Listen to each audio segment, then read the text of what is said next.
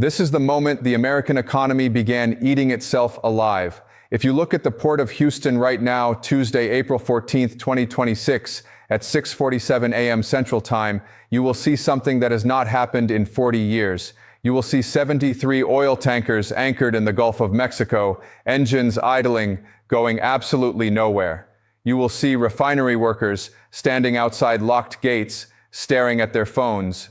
You will see silence where there should be the roar of machinery processing 2 million barrels of crude every single day. Donald Trump already facing a Republican revolt in Congress, already watching his approval rating collapse to 31%, already dealing with inflation that just hit 8.4%, has just been blindsided by the one group he never saw coming. American oil executives, the same people who donated $340 million to his campaigns over the years, just went on CNBC at 9 a.m. Eastern and publicly called his Hormuz blockade, quote, the most catastrophic self-inflicted wound in American energy history, unquote. In this deep dive, we are going to reveal the private emergency meeting where Trump's own cabinet members told him the blockade would destroy the economy. We are going to expose the financial data that Wall Street is hiding from the public. We are going to show you the moment when America's largest oil company threatened to sue the federal government. And we are going to document the psychological meltdown happening inside the White House right now. Donald Trump isn't just losing this war. He is systematically destroying every economic advantage America had when it started. 3 weeks ago, on March 25th, 2026, Donald Trump stood in the Rose Garden and announced what he called the final solution to end Iran's control of global energy markets. The plan was to impose a complete naval blockade of the Strait of Hormuz. It was supposed to strangle Iran's economy by cutting off their oil exports. It was supposed to force them to surrender within days. He promised American consumers that gas prices would drop because Iran's cheap oil would be replaced by premium American crude. But the cost wasn't just the military deployment of 18 warships and 12,000 sailors. It was the complete restructuring of global oil flows that have existed for 50 years. This meant choking off the route that carries 21 million barrels of oil every single day. This meant forcing Europe, India, Japan, and South Korea to find new suppliers overnight.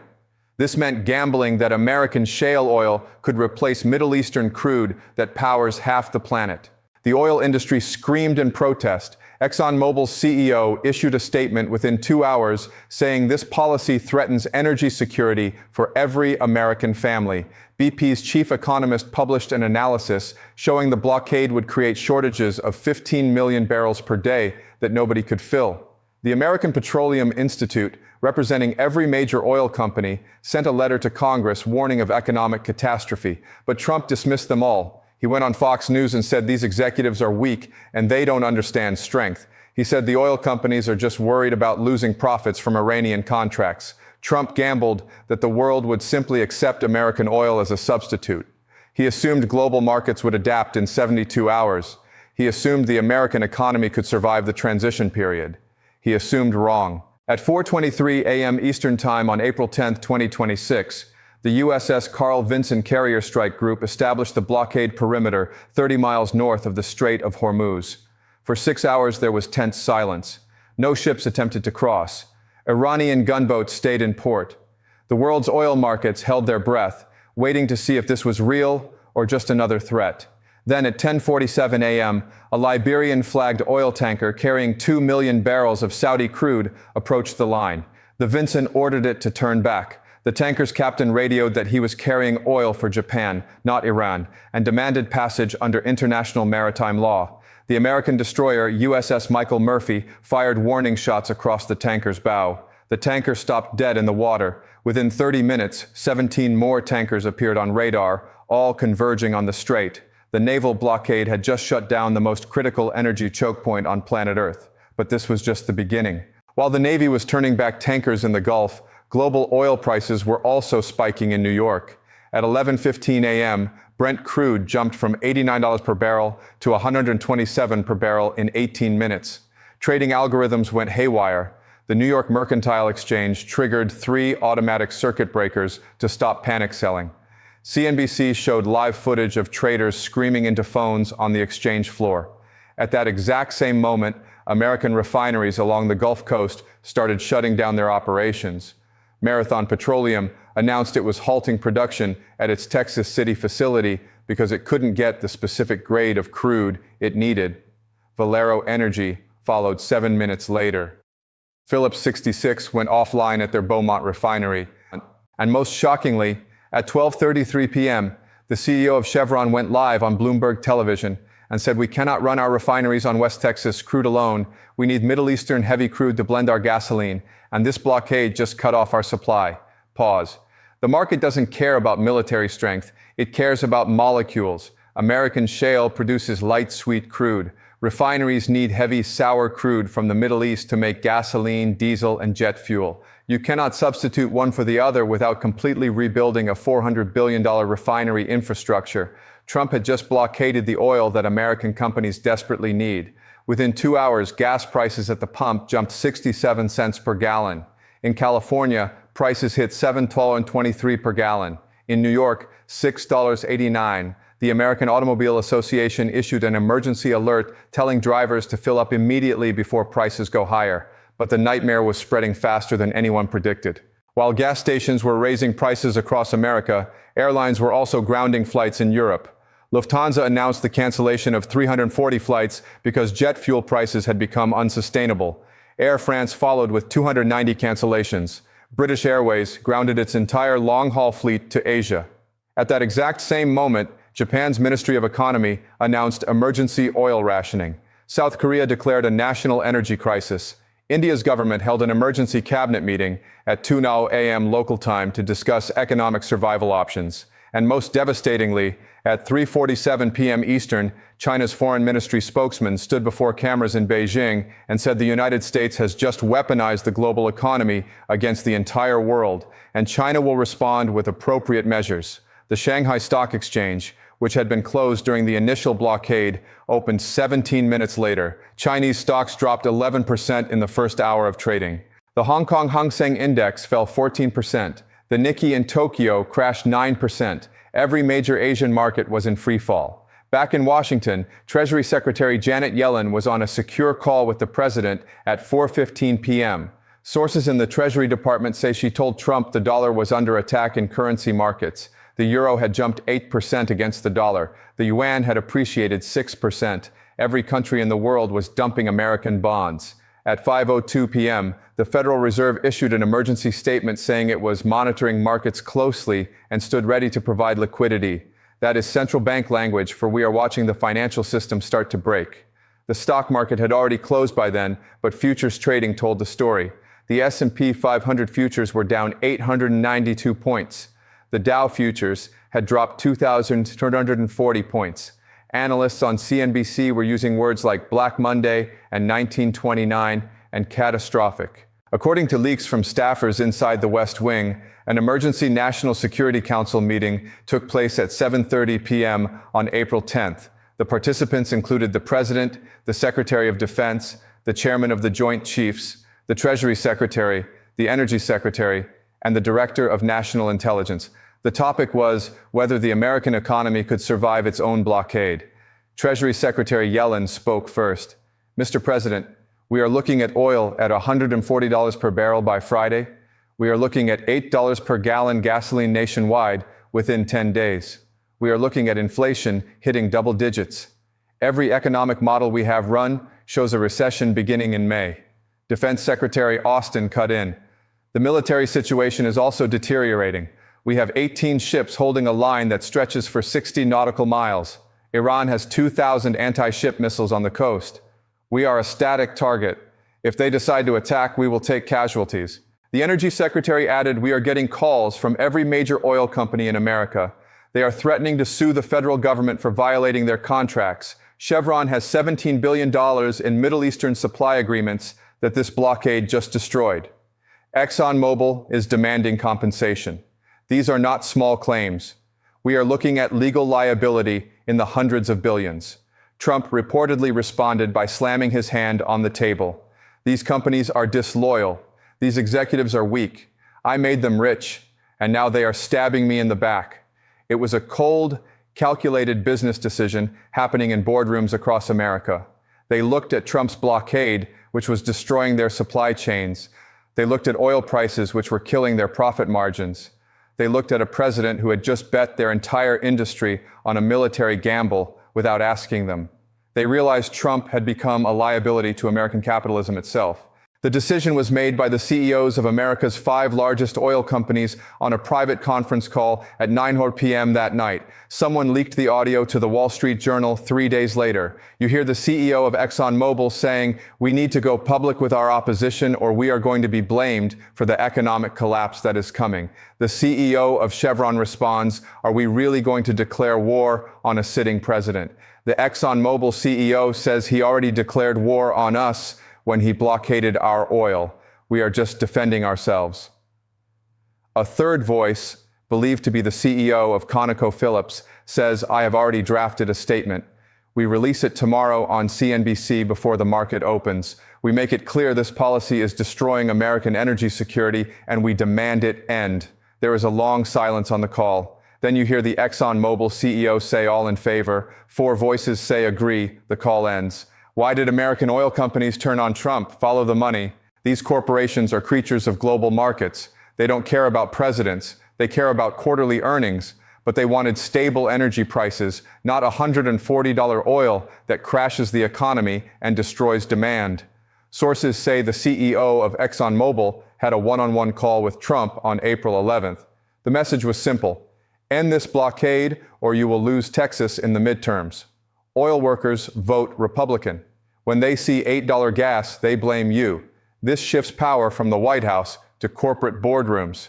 Trump can no longer claim he is defending American business when American business is publicly condemning him. He can no longer say he is making America energy independent when he is actually making America energy dependent on blockades. He is just a president who gambled with the economy and lost. By attacking the global oil system, Trump is committing economic suicide. When Chevron sues the federal government, that signals every corporation in America that this president is unreliable. When ExxonMobil goes on television against him, that tells Wall Street the business community has abandoned him.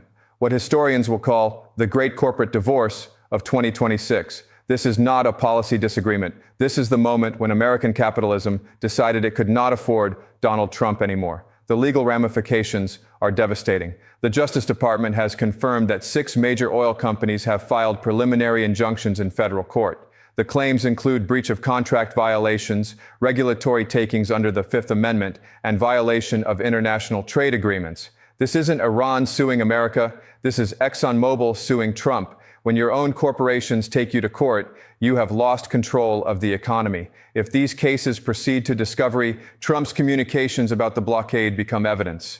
His private conversations with advisors get subpoenaed. His decision-making process gets exposed in depositions. The blockade also creates a technical problem that most people do not understand. American refineries are engineered for specific crude blends.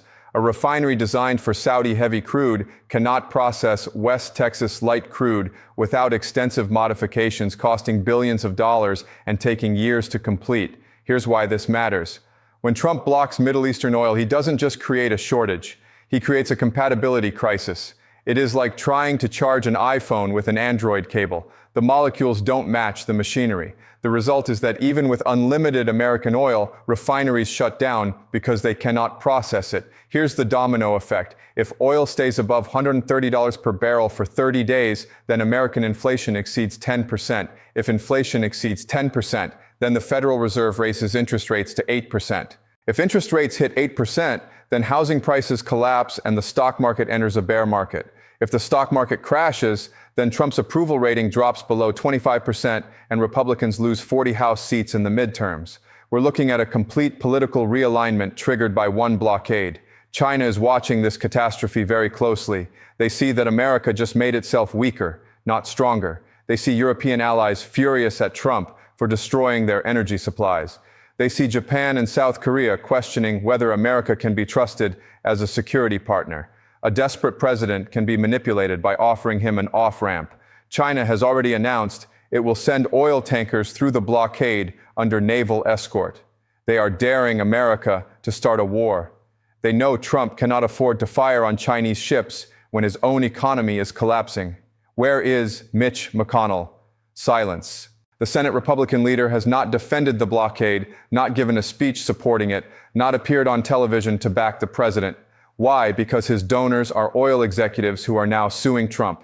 Because his voters in Kentucky are paying $7 for gas. Because he is calculating his political survival. He is positioning himself as the reasonable Republican who can clean up after Trump's disaster. This creates a split in the Republican coalition that cannot be healed.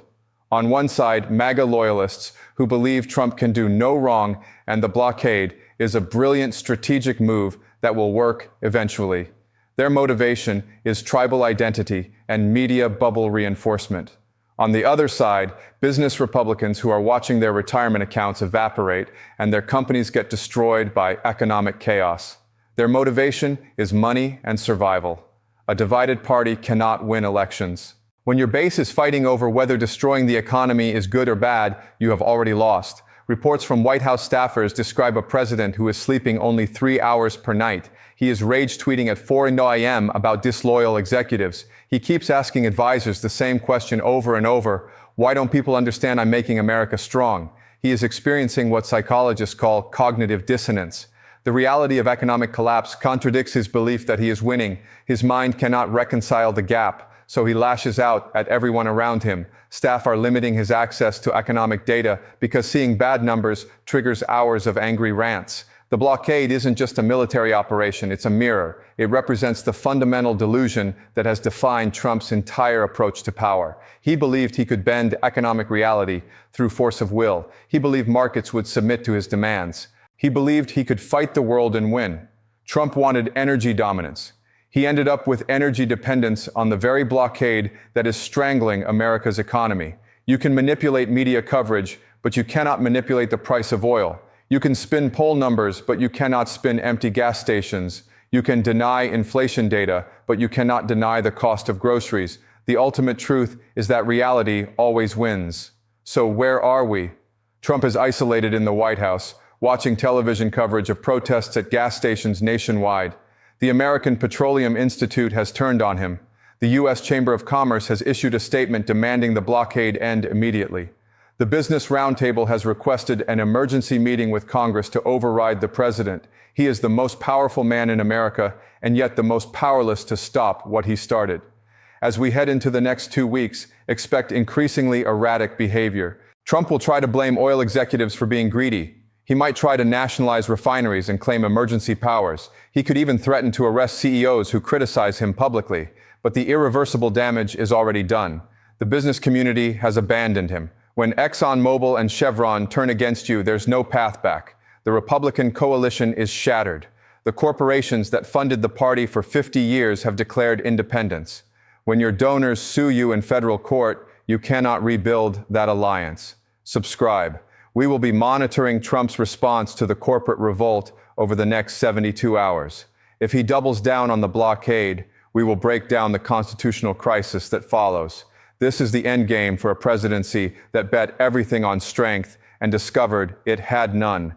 The foundation of Republican economic credibility is destroyed. Corporate support cannot be recovered when you attack capitalism itself. When business leaders publicly call you catastrophic, there's no return. Watch closely.